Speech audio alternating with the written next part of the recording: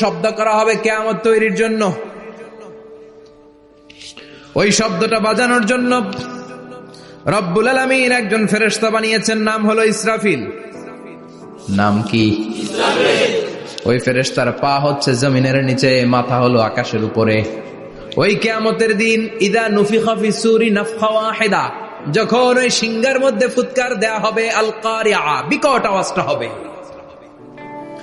এই ফেরেশতার নাম হচ্ছে মালাকুস সূর, সিংহার ফেরেশতা। এই ফেরেশতার নাম ইসরাফিল। ফেরেশতার নাম সবাই বলেন। এই বিশাল ফেরেশতাকে 3টা হুইসেল দেওয়ার জন্য আল্লাহ বানিয়েছেন। কয়টা? সবাই বলেন। তার ডিউটি হচ্ছে 3টা হুইসেল দিবে, হর্ন বাজাবে 3টা। গাড়িতে সামনে জ্যাম হয়ে গেলে ড্রাইভাররা কি করে? হর্ন দেয়। সে একটা হর্ন দিবে, একটা হুইসেল দিবে, একটা ড্রাম বিট বাজাবে। ওইটাকে আরবিতে বলে সুর। ইদা নুফিখা ফিস সূরি নাফখাতান ওয়াহিদা, যখন তিনি প্রথম হুইসেলটা বাজাবেন, রব্বুল আলামিন ওনারে বানালেন 3টা হুইসেল দেওয়ার জন্য, বিশাল আকৃতির ফেরেশতা। এই ফেরেশতাকে সৃষ্টি করার পর থেকে 2 ঠোঁটের মাঝখানে হুইসেলটা নিয়ে ফেরেশতা আল্লাহর আরশের দিকে তাকিয়ে আছে। He is just waiting for the green signal. আল্লাহর অর্ডার কখন আসবে? আসলেই একটা ফু দিবে। সুবহানাল্লাহ কইবেন না? এই ফুটা দেওয়ার জন্য সে এখনো, ঠিক যে মুহূর্তে আমরা এখন তাফসীর শুনছি, সেই মুহূর্তে ইসরাফিল কি করতেছে? 2 ঠোঁটের মাঝখানে ওই হুইসেলটাকে রেখে জাস্ট অবজার্ভিং দ্য আরশ, আরশের দিকে তাকিয়ে আছে। যখন আল্লাহ বলবে শুরু করো, প্রসিড, মুহূর্তের মধ্যে হুইসেল বাজাবে। আর ওই হুইসেলের আওয়াজটাকে আরবিতে বলে আল কারিআ। কি বলে? বুঝতে পারছেন এবার? সহজ হয়ে গেছে না? নরম হয়ে আসতেছে না সূরাটা?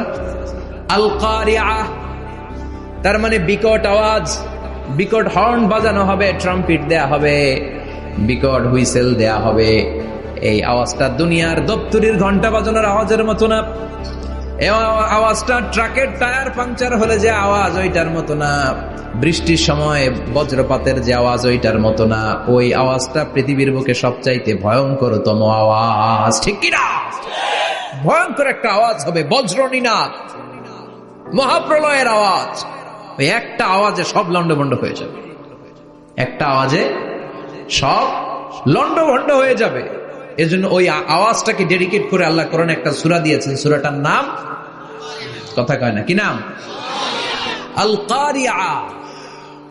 আল কারিআ। মানুষের দৃষ্টি আকর্ষণের জন্য আল্লাহ এই শব্দটাকে সূরার প্রারম্ভে 3 বার বললেন। কয়বার? গুরুত্বপূর্ণ কথা কয়বার বলতে হয়? বিশ্বনবী কোন কথায় যখন এমফেসাইজ করতেন, গুরুত্ব দিতেন, তিনি কয়বার বলতেন? এই সূরাটা নাজিল হয়েছে মক্কায়। মক্কার কাফির মুশরিকটা যেন ওই কিয়ামতের ভয়ঙ্কর দৃশ্যটা বুঝতে পারে, এজন্য আল্লাহ 3 বার বললেন আল কারিআ, তারপরে মাল কারিআ, তারপরে ওয়ামা আদরাকা মাল। সবাই বলেন। প্রথমে বললেন আল, তারপরে মাল, ওয়ামা আদরাকা মাল। 3 বার বললে মানুষ 3 বার তাকাবে না। আল কারিআ, মাল কারিআ, আবার তাকাইছে ওয়ামা আদরাকা মাল কারিআ। 3 বার বলে তাদের অ্যাটেনশনকে গ্রো করা হচ্ছে, কারণ সামনে আরো জরুরি কথা আছে। সুবহানাল্লাহ বলেন। ওই দিনটা বড্ড ভয়ঙ্কর দিন, কিয়ামতের দিন। কিসের দিন? এই ছোট্ট 11টা আয়াত বিশিষ্ট সূরার মধ্যে আল্লাহ কিয়ামতের নকশা এঁকে দিয়েছেন। কি এঁকেছেন? কিয়ামতের প্রামাণ্য ধারাবাহিক বর্ণনা আল্লাহ তুলে ধরেছেন এই সূরার ভেতরে। আল্লাহু আকবার।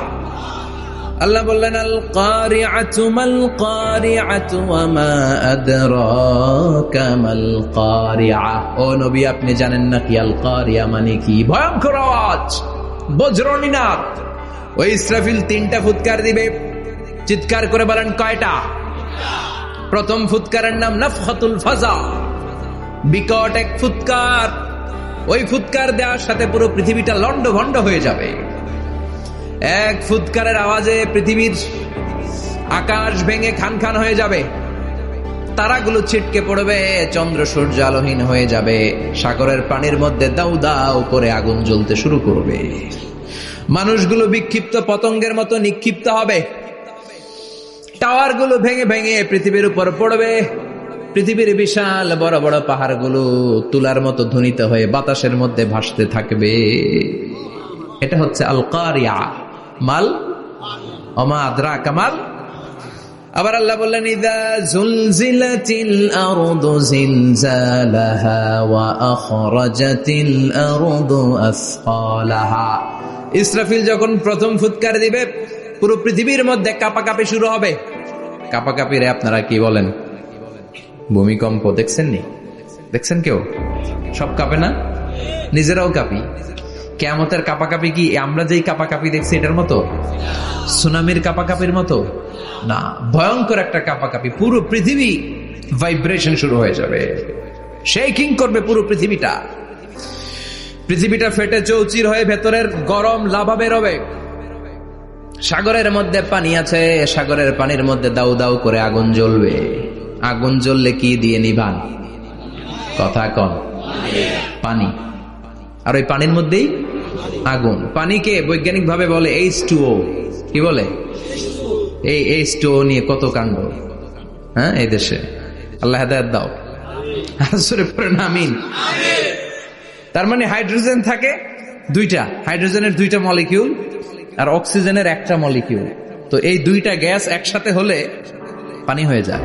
কিন্তু একসাথে আমরা বানাতে পারি? বানিয়ে পাঠাইছে কে? কথা বলেন কে? কৃত্রিম উপায়ে ইউনাইটেড স্টেটস অফ আমেরিকার একটা রিসার্চ সেন্টারে আধা গ্লাস পানি বানাইছিল বিজ্ঞানীরা। কয় গ্লাস?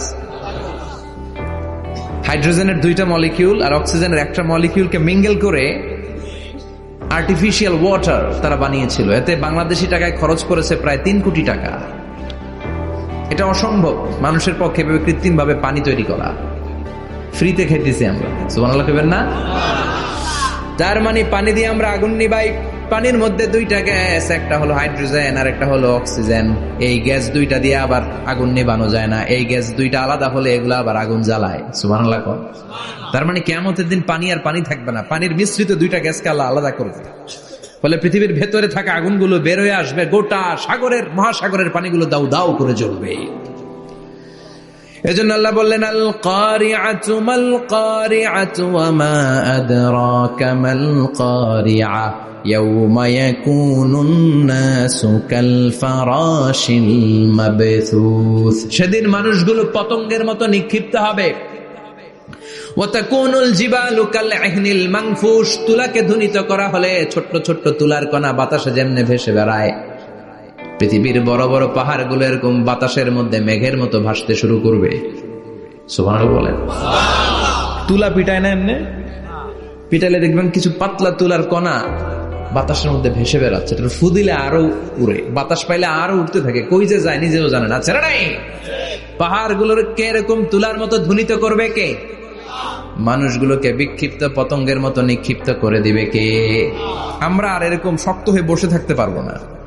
পৃথিবীর সবকিছু, পৃথিবীর সেন্টারে একটা জায়গা আছে, ওটা টানে, কেন্দ্রের দিকে টানে। এটা গ্র্যাভিটেশনাল ল বা পাওয়ার বলে, মাধ্যাকর্ষণ শক্তি। এই যে এটা বসে আছে, টেবিল বসে আছে, আমরা বসে আছি, এই পাওয়ারটা না থাকলে আমরা ছিটকে যেতাম, আমরা ছিটকে পড়তাম। সেদিন এই মাধ্যাকর্ষণ শক্তির বলকে ভেঙে খান খান করবে কে?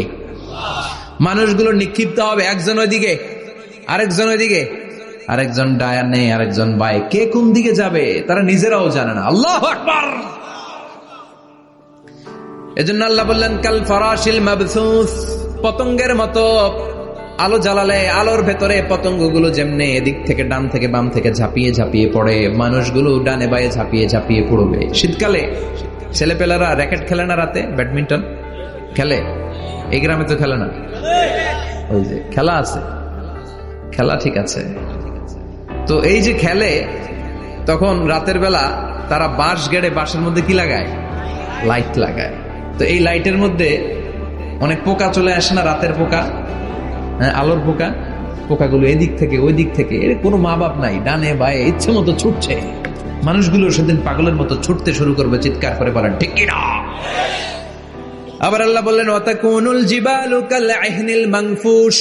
পাহাড়গুলো উঠতে থাকবে, বিশাল পাহাড় টুকরো টুকরো হয়ে যাবে। মাউন্ট এভারেস্ট খান খান হয়ে যাবে। নাম শুনছেন? এশিয়া মহাদেশের সবচেয়ে বড় পাহাড়। আমি দেখেছিলাম দূর থেকে, যাই নাই নেপালে। কাতারে একবার যাচ্ছিলাম, কাতার থেকে কায়রো সফরের সময় মাউন্টেন রেঞ্জের পাশ দিয়ে বিমান যায়। তো বিমানের সামনে আবার, ওইটা খুব সম্ভব কুয়েতে এয়ারওয়েজে ফ্লাই করেছিলাম, সামনে আবার একটা স্ক্রিন থাকে, ওখানে কেউ মুভি দেখে, কেউ কোরআনের তেলাওয়াত শুনে, কেউ সফরের যে রোড ম্যাপ ওইটা দেখে। তো ওইটা দেখলে আপনি বুঝবেন এখন কোন শহরের উপর দিয়ে যাচ্ছেন, আশেপাশে কি আছে। তো তখন দেখাচ্ছে যে নেপালের পাশ দিয়ে এটা ফ্লাই করছে। জানলাটা খুলে দেখি বিশাল মাউন্টেন রেঞ্জ, উপরে বরফের ক্যাপ পরানো। আল্লাহু আকবার। তো আল্লাহ যখন ইযা যুলজিলাতিল আরদু জিলজালাহা, কিয়ামতের ওই আল কারিআ মাল কারিআর সময় পৃথিবীটারে ধরে যে একটা ঝাঁকুনি দিবে, ওই ঝাঁকুনিতে পাহাড়গুলো থাকবে। কথা বলেন, পৃথিবীর সবচেয়ে বড় পাহাড় ৮৮৫০ মিটারের মাউন্ট এভারেস্ট ভেঙে খান খান হয়ে যাবে, টুকরা টুকরা হয়ে যাবে। ইউরোপের সবচেয়ে বড় পাহাড়ের নাম হচ্ছে আল্পস মাউন্টেন, আল্পস পর্বতমালা। আমেরিকার সবচেয়ে বড় মাউন্টেন রেঞ্জ হচ্ছে আলাস্কা, থাকবে এগুলা?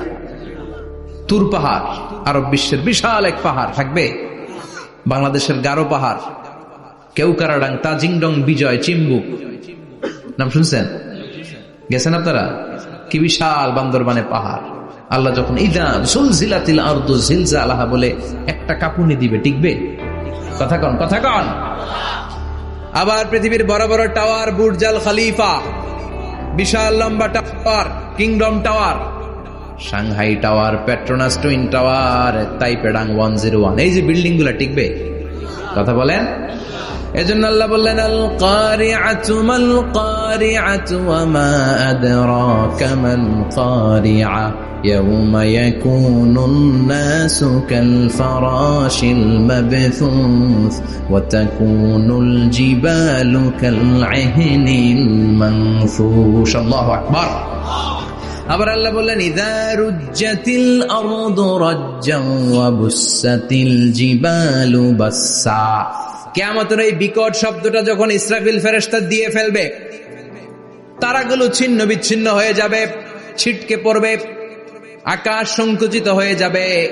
কাগজের টুকরা আমরা হাতের মধ্যে নিয়ে কাগজটারে যেমনি ভাঁজ করি, কিয়ামতের এই প্রথম ধাক্কায় আকাশটারে ভাঁজ করে ফেলবে কে? কথা বলেন। ইয়াউমা নাতবিস সামাআ কাতাইয়িস সিজিল্লি লিল কুতুব। কাগজ যেমনি তোমরা ভাঁজ করো, কাগজ যেমনি সহজে তোমরা হাতের মধ্যে গুটিয়ে নাও, আকাশটারে সেদিন গুটিয়ে নিবে কে? فَإِذَا بَرِقَ الْبَصَرُ وَخَسَفَ الْقَمَرُ وَجُمِعَ الشَّمْسُ وَالْقَمَرُ يَقُولُ الْإِنسَانُ أَيْنَ الْمَفَرُ। সেদিন মানুষের চোখ হবে ছানা বড়া, চন্দ্র সূর্যে কোনো আলো নাই, দিক বিদিক পেরেশানের মতো মানুষ দৌড় দিবে, আর সবার মুখে একটাই চিৎকার, আইনাল মাফার, ওয়ার দ্য ওয়ে আউট, জামু কই? সব জায়গায় একই অবস্থা। কথা কন। কিয়ামতের